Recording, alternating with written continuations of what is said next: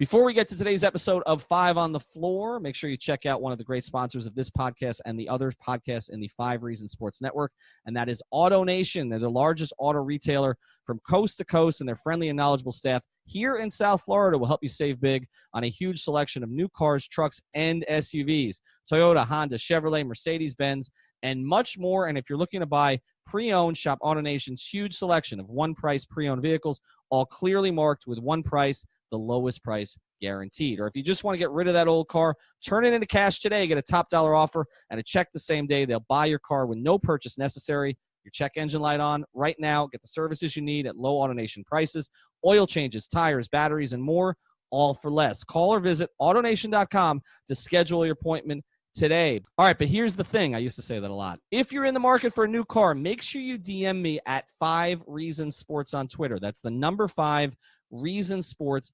I will give an AutoNation senior manager your information, with your permission, so they can reach out to you directly and walk you through the buying process. So no waiting online, no getting lost in the sauce or any of that stuff. An AutoNation senior manager will reach out to you directly. Welcome to Five on the Floor, a Miami Heat and NBA podcast from Ethan Skolnick with Alphonse Sidney, a.k.a.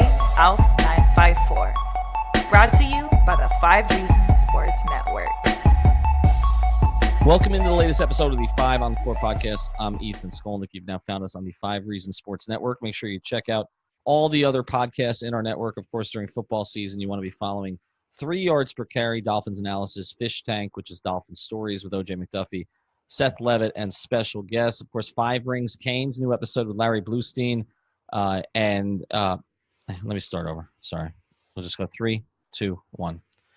Welcome into the latest episode of the 5 on the Floor podcast on the 5 Reasons Sports Network. Make sure to check out the other podcasts in our network. This is our only basketball podcast, but we have plenty of football podcasts, so make sure to check out Fantasy on 5. That's with Josh Houts and Michael Sonbeek, also David Friedman. Also, check out 5 Rings Canes, cast of now thousands covering the Canes on there, led by Josh Darrow, also Larry Bluestein, Alex Dono, David Lake, and Andrew Ivins. And, of course, our Dolphins podcast, 3 yards per carry, which is Dolphins Analysis. We think it's the best Dolphins pod out there. And then what we think is the best nostalgia pod out there, Fish Tank with O.J. McDuffie and Seth Levitt. All right, we're going to get back to the NBA and the Miami Heat here.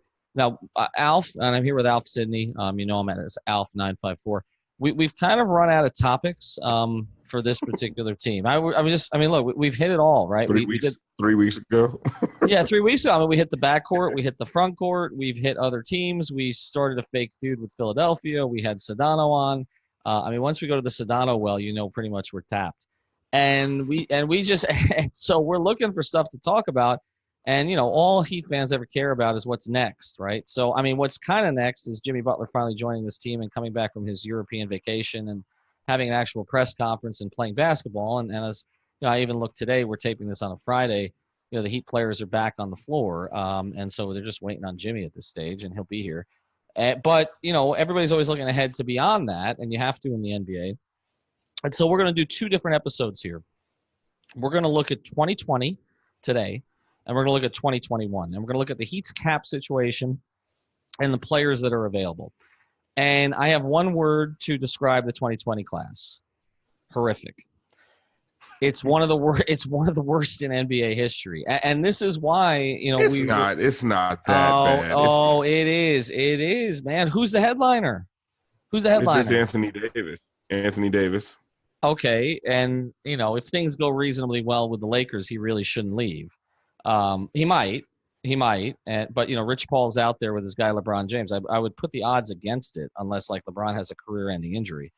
So, I mean, things can go really bad for that team this year, but no, I don't believe he'll leave. No. Okay, so if we're going to take him off, too big of a stink to get there. Right. So if we're taking him off the table, which we kind of are, or at least I am, here's the list, and this is based on what they're making in 1920. Okay, so I'm at Spotrac, which is a good place to go. SPO. 2020 or 1920? 2020. I'm sorry. 1922. This is a good place to go. This has nothing to do with Eric Spoelstra, but it's called Spotrac. SPOTRAC.com.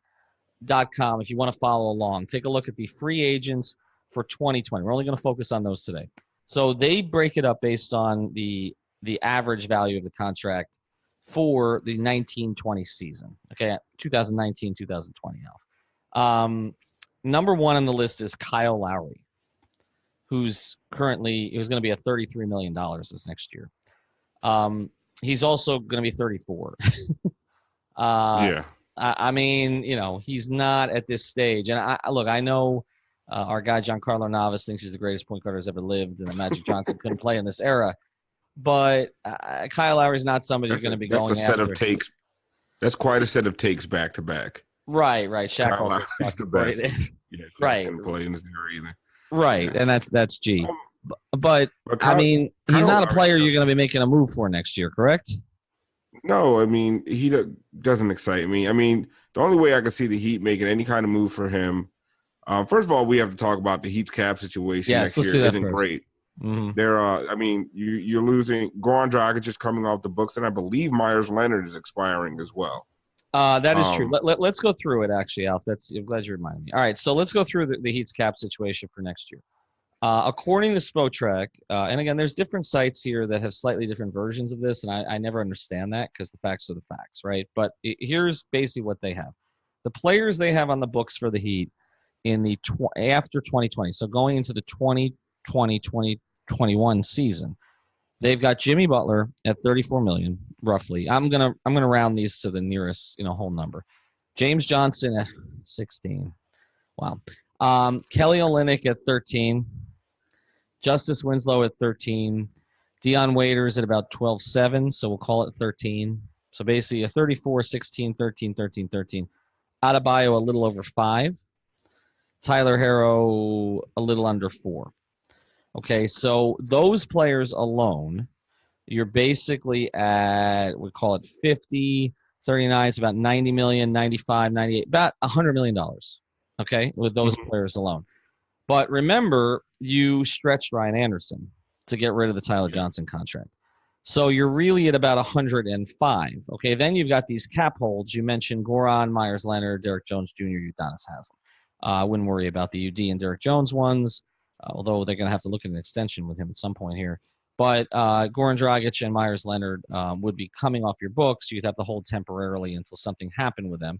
But basically, the total, what's expected to be, and this is not for sure, but what's expected to be the cap is about $117 million. So they have it. You got 105. Now remember, if you have other players, you bring in other guys to fill out the roster at minimums, etc. There's some exceptions here, but your cap's going to go up. But the basic point here is, even now, with just counting those guys, you're about $10 million under the projected cap, and you're going to be pressed up against it. So a lot of what we're talking about here, Alf, for the Heat may not even be possible. But the reason we're entertaining it is because they've shown that they can be flexible before. And if you were to unload a James Johnson or a Dion Waiters into space or something like that, it opens up some additional cap. Things up. What it shows you really is how bad their cap situation is in now. That, I mean, with Goran and Myers Leonard coming off the books, they still barely have any room underneath the cap. So it just kind of shows you where they're at this point right now. But yeah, like you said, it's the NBA. They've shown you that there are things that there's always something that can be done. I mean, Daryl Morey does it every year. Somehow he just keeps flipping max players for other max players, and at this point, he's a guy who's just up to his neck in debt. Like, right. I mean, he's bad as that. He's basically our government right now, essentially.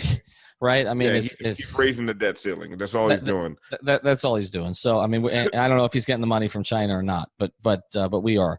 But the other guy I forgot was Okpala. So Okpala is due 1.5 the following year. So again, you're pressed up against it. Like, there's just not a lot of room there. So I don't want to say, off the top that the Heat can necessarily afford a $35 million player. They can't right now. They would have to make some moves to be able to get into that kind of position. The greater point of this podcast is that there really isn't anybody worth getting into that position for. All right, so let's go through the list again. We'll get back to our episode here in a second. I first want to tell you about a great sponsor of the 5 Reasons Sports Network, and that is BetDSI. Terrific sports book you can find online at betdsi.com. And not only can you bet on games, and obviously we've got the Dolphins coming up, their home opener against Baltimore. You can't bet on whether Ryan Fitzpatrick gets killed. But you can certainly bet on whether the Dolphins keep this thing close. We'll see. I mean, they're bringing in offensive linemen as we speak, just right off the street. But you can also bet, of course, on futures. So you can bet on the Heat right now. I just looked on betdsi.com. They're at 43.5 for the season. Do you think they'll go over or under? You can bet them there. You can start to bet on futures with the NHL, with the Panthers, and, of course, baseball's still going on, college football. Here's what you need to do, though, if you're going to get a special bonus. You've got to punch in the promo code 5101. That's FIVE 101, betdsi.com. Once you get on there, you'll see how the bonus works. Not very complicated, okay? Gives you some extra opportunities here in case you might be wrong about something. Not saying that you're going to be, to keep gambling. And the in-game stuff is great. If you lose the first half, you can always bet the second half, and it keeps you engaged the entire time. So go to betdsi.com.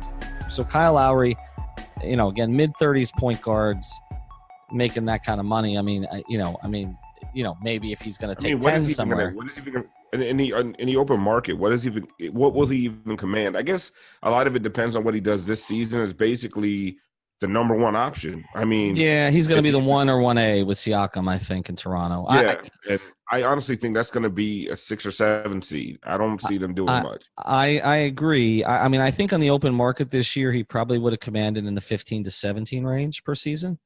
Now he's next year 1 season older. 1 season older with probably an unimpressive year.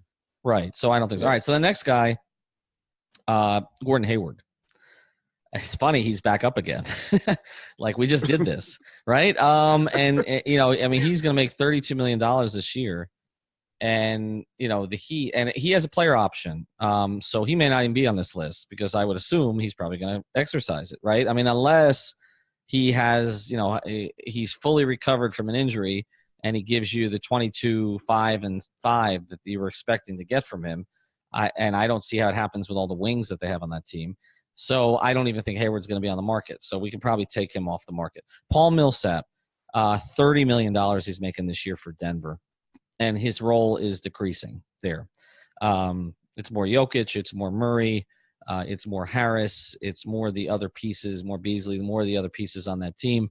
Paul Millsap would be a nice add to the Heat. He fits the culture, but he's going to be 35 this season. And so, no.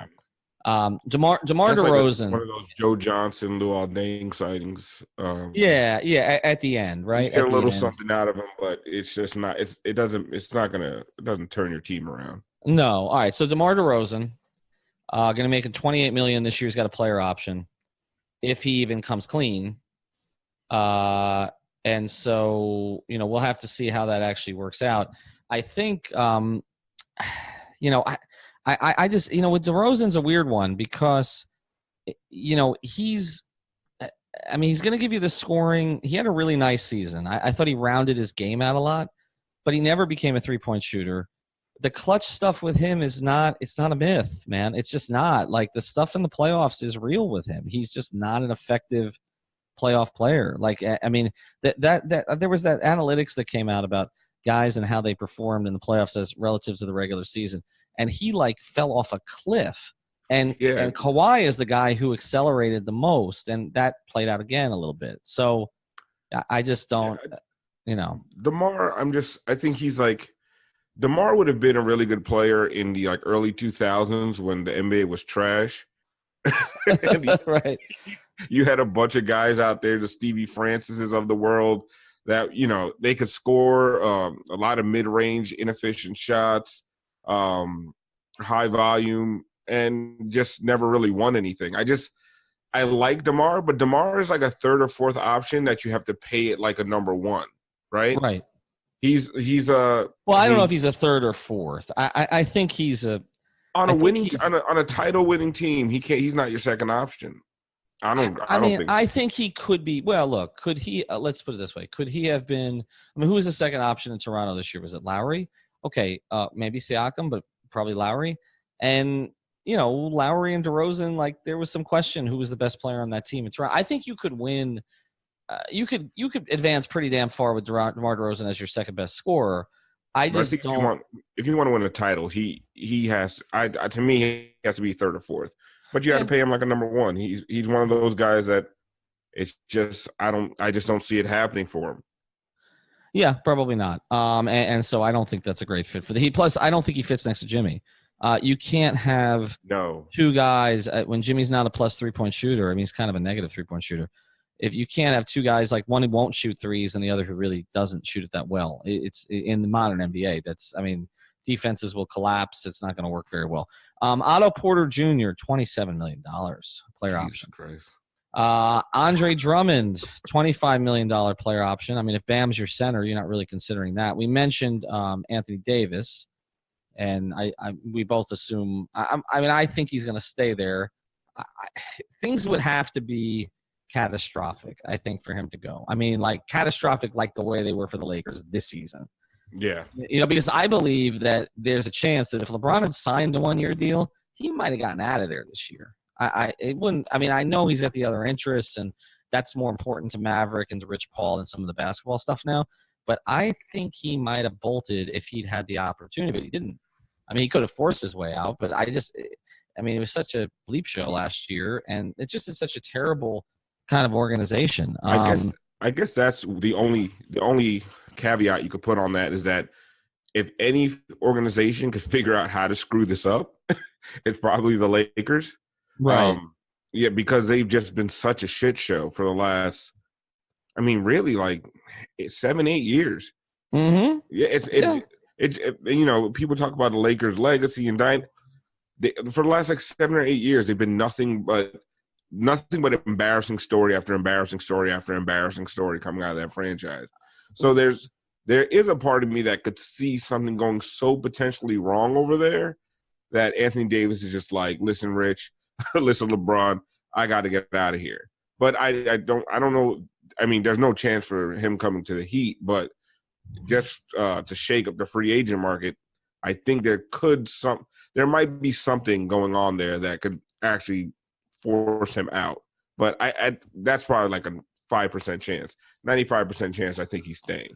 Yeah, and I think it's interesting. I feel like, and I hate to do this because I like Jeannie Buss. I've interviewed her, on the radio a couple of times, and I like her persona and all that. But we just got to be honest. Like, it just has not been well run under her and her brother. And she won the power struggle against her brother, against Jim, and it's gotten worse. Like, so I just don't. I mean, look, the old man who passed away a few years ago, like, he knew what the hell he was doing. I mean, he basically created Showtime. I mean, you really should read the book by Jeff Pearlman called Showtime. There's a lot of great Riley stories in there, but a lot of it is about Jerry Buss, and it's kind of the whole culture of it and the Forum Club and what that was like, and the players and their wives and the girlfriends and it's an interesting read. That team is the reason I'm a basketball fan. Right. And a lot of people, I think that's the case. And so, I just think that hold on, you're going to have to, hello? Yeah. All right, just going to have to cut that part because I was trying to fix the cord and I don't know what's doing. There you go. I'm going to wear a new cord after the hurricane because I don't know what's going on with it. Yeah, it's still pretty bad right now. All right, hold on. 3, 2, 1. Yep. Better? Yeah. All right. 3, 2, 1. But if you look at what's happened in the past few years, you're right. It's been one of the worst organizations in the sport. I mean, to have the advantages that they've had. I mean, look, the Knicks have incredible advantages too, and have squandered even worse. But to have the advantages they've had, I mean, they just got lucky. It's crazy. The Heat got LeBron because they were a really well-run organization, and they had Dwayne Wade. And that's why they got LeBron. But the Cavs and the Lakers got LeBron for the wrong reasons. I mean, the Cavs got him basically because he wanted a legacy play and because he was born 30 miles away. And the Lakers got him because he wanted to shoot Space Jam. I mean, so, right? I mean, it's not because of any kind of competence of the organization. And we just saw, I mean, when they got matched up against somebody in their own city, I mean, an organization that was a laughingstock for years and years and years until Ballmer bought them, they lost to the Lakers. Yeah. To the Clippers. They just lost Kawhi to the Clippers. Okay, and so it's interesting how you put that. When you look at the teams that have the geographical advantages, mm-hmm. I mean, outside of Golden State, I guess, and Miami, who else has really, over the last 10 years, has really taken advantage of that? Well, New York has not. Boston has never been. Boston and Chicago have never been destination cities for players. Just never.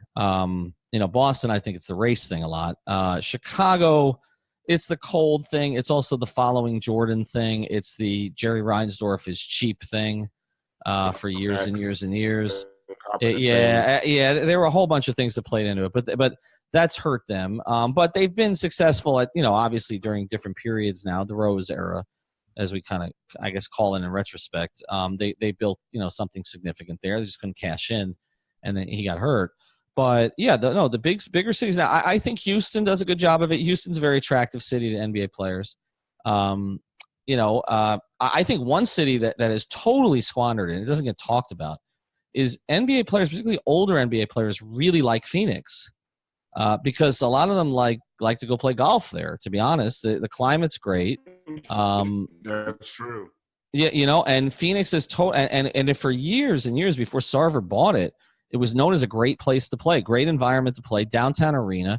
They don't have anything in downtown Phoenix. I've never understood it. Like they have one of the campuses, but like there's nothing there. Like you got to go out to Scottsdale or one of the other cities to really find anything. Like there's like Marley has his bar across the street, and that's like the only thing that's there. But yeah, it's just Phoenix has really squandered it, but the Lakers have squandered more than anybody else. But I still think he stays out there. I getting back to Anthony Davis, I think he stays. The next guy on this list in terms of money that they're making this season, free agent, is Hassan Whiteside. I don't think the Heat will be in play. I think a lot of that is Starver, though. Starver just said, well, look at in another city. What about Atlanta? Yeah, I think, well, the story with Atlanta, though, Alf, is that that has more to do with NBA players like to visit there, but they don't want to live there. And a lot of it has to do with, I mean, you know what that has to do with. I mean, that has where to the side pieces. Most of them. Just saying that's where the side pieces live. Well, it's true. I mean, this is not myth. I mean, talk to NBA players about it. They don't really want to be there permanently. They just want to kind of slide through. That's all. Just slide through, slide out, and go about it that way. All right, so let's get to the next guy, Hassan Whiteside. How much time do you want to spend on this? What do you want to do with this one? No. We could do 10 minutes on. I will say this though. I will be very prospects of Hassan returning to the Miami Heat. Yeah, I will be very curious what he gets though after this year. I mean, obviously a lot of it depends on how he comports himself, but I will be curious in the modern NBA and with everybody. I think he's going to be down to a series of one-year deals. I think he may get money on the one-year deals. He may get $10 million plus on them, but they're going to be one-year deals. He's going to have a series of prove-it deals for the rest of his career. I would be willing to bet he never gets a 2-year contract again. He may get a 1 year with a player option, with a team option, but that's it. Yeah, even if he has a great year, I don't think anyone's going to be fooled again, right? No. They're gonna be like, okay, yeah, we've seen this movie before. We know how it ends. So yeah, I don't see it. You're right. Maybe like he has a bang up year and someone gives him a 1 for $15 million, like somebody like the Lakers, because they don't have a big man. Right. But I don't see anybody doing a 3 or 4 year deal for Hassan Whiteside ever again. I don't think he gets a 2. I don't think he gets a 2. I think that's it. I think it was the one chance he had, and the maybe perception a 2 with a team option. Team option, not a player option. And a 2 with a team option is not a 2; it's a 1. But I think the teams around the league will look at it and say, if the Heat couldn't get him to cooperate, how are we? A lot of teams look at stuff like that. They look if the Heat and Spurs. That's how a lot of teams around the league look at it. They're like, if the Heat and Spurs can't get this guy to do it, well, they know themselves. They know we're not going to get them to do it either. All right, 2 more guys. Give me and again, this is how bad the list is. These 2 guys are making $24 million this year. Which of these 2 players has a better chance to be a functional signing? And this is not, neither of these guys do I think that he should go after. Nick Batum or Chandler Parsons? Oh, God. This is the point of this list. This is the point of this list. Nick Batum, is that just injury? What? I mean, I don't know. I wanted Nick Batum in Miami badly because I liked his game at one point. Mm-hmm. But I don't know if it's injury. I don't know what it is. He's just falling. The word that was used for him by a former NBA player who I know very well, who I respect, who used to guard him, was soft. They didn't like the contract when Charlotte gave it to him because they said he just doesn't have that. He's just not in him. and he did it enough to get the deal, and that was it. Parsons, I think, is done. I don't. I mean, that is injury, I guess. That's one of the weirdest situations in the NBA. I'll never. Yeah, I mean, he was a good starting small forward, and then he wasn't. And He's another Ryan Anderson, where it's just. Yeah, well, Ryan Anderson though got the most out of what he had. Like Chandler Parsons, felt like okay, this was an emerging player. Now the injuries obviously played big time into it, but he did not recover well from it, and just Memphis was a disaster for him. So neither of them. All right, two more. Marc Gasol, the Heat won't be in play for him unless he's way at the end of his career as a backup center. I think Toronto squeezed. I think the last out of Marc Gasol that you can. I don't think he's a guy. I mean, he's going to be 35 this year. Serge Ibaka. Same thing. I mean, Serge, I think, would fit well with the Heat as a role player down the road, but again, not big money. So the only other guy on this list who's making $20 million or more this year that I would look at next year is Gallinari. That's an interesting one.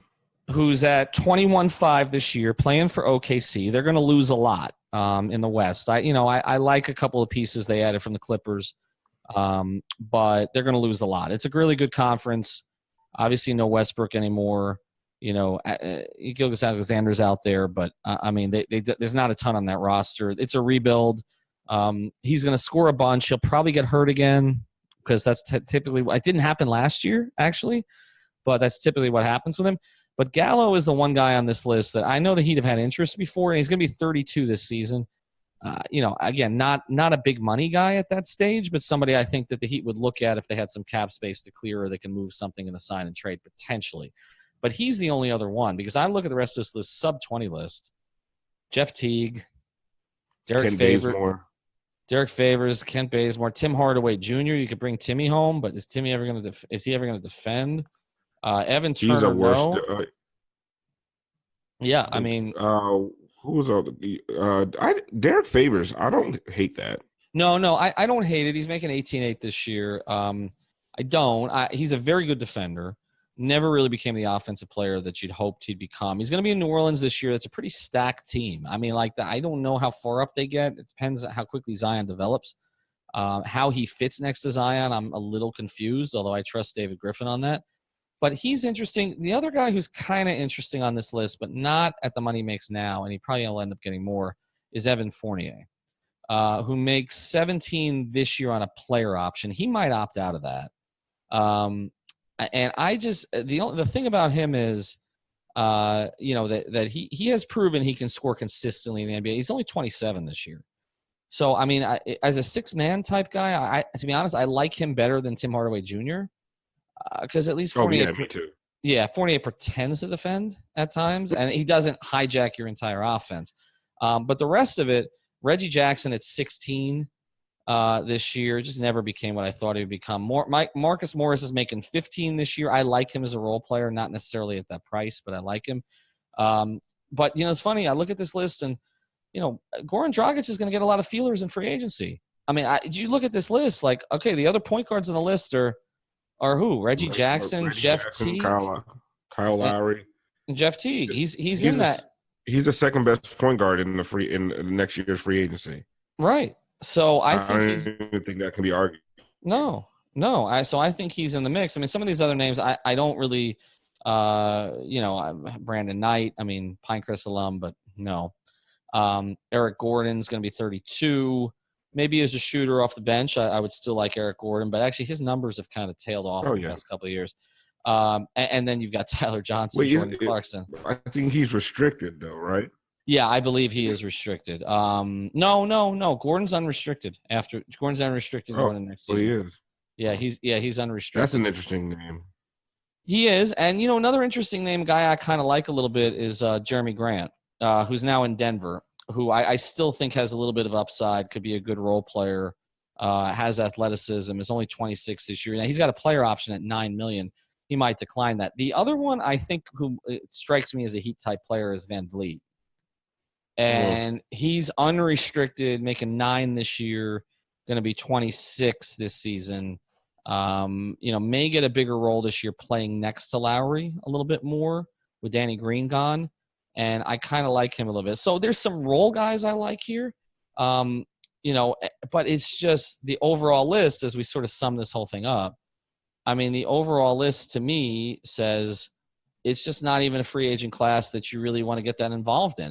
When I'm trying to sell myself on Gallinari playing 70 games, like that, that tells you about the list. And that's why, when people are like, well, you're giving Jimmy 34 next year. I'm like, okay, you took yourself out of that free agent market for the most part. I'm like, okay, whatever. What free agent market? Right. And right. There isn't any. And we're going to do 2021 next. And that's a totally different conversation. I mean, there are basically, if you were to make a list, and we don't know that all of them are going to get to free agency, but if you make a list of the 2021 and 2020 free agents and combine the list and come up with the top 15, 12 or 13 of them would be in the 2021 list. Okay. Anthony Davis would be the only one that made that list. Right. Maybe Drummond. Right. Just in terms of age, right? Because Drummond's only 27. Maybe DeRozan, but that's about it. I mean, the rest of them, no. I mean, not with the uncertainty around Hayward, not with the fall-offs for Batum and Parsons, not with the age of Lowry, not with sort of the limited offensive game of Favors, not with the defensive struggles of Tim Hardaway Jr., some of the limitations of Fournier, the age of Iguodala. So to be honest, Reggie Jackson, when it comes to the Heat, it's a good thing because that's when they'll have money, right? That's when Kelly, JJ, Dion all come off the books. So right, unless they get Bradley Beal, and if they get Bradley Beal, then we'll be okay with them getting money. So or not having money because they'll have a player that they want, and they'll have the 2021 free agent. And this is what I always say, and we're going to say this on all this stuff. You go get the guys when you can. You go get them when you can, and you figure it out later. You don't wait for the class. You don't know who's going to get hurt. When you looked at that Gordon Hayward contract originally, you thought, oh, he's going to be up again, and he'll be a really productive player, probably an all-star. But he's not, right? When you looked at Andre Drummond at this stage, you would have thought he would have been dominating the Eastern Conference. He's not.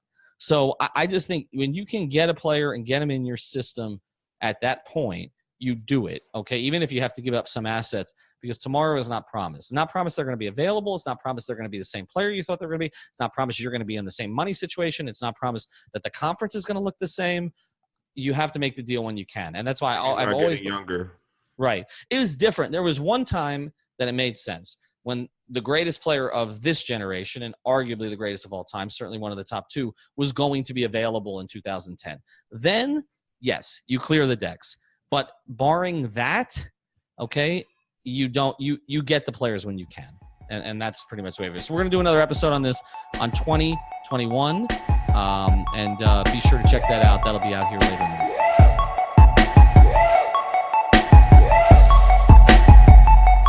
Another of the great sponsors of the 5 Reasons Sports Network. I can attest to this personally because they just threw out my traffic ticket for me. It was no problem, no points on the license, no other details that I had to deal with. You've got to check out the law firm of Seltzer Mayberg. You can find them at onecalllegal.com. That's onecalllegal.com, or call 1-855-5000-LAW, 1-855-5000-LAW. They handle cases including but not limited to car accidents, slip and falls, and of course traffic tickets. And they've got a new 15,000 square foot office, which we work out of at times as well, on I-95 in North Miami. They handle cases from all over the state. They got a special now. If you mention 5 Reasons or 5 on the Floor, they will take care of your traffic ticket for $49.95. Go check out that price somewhere else. You're not going to get it. Call now, 24/7 service for a free consultation. That's onecalllegal.com, 1-855-5000-LAW, Seltzer Mayberg.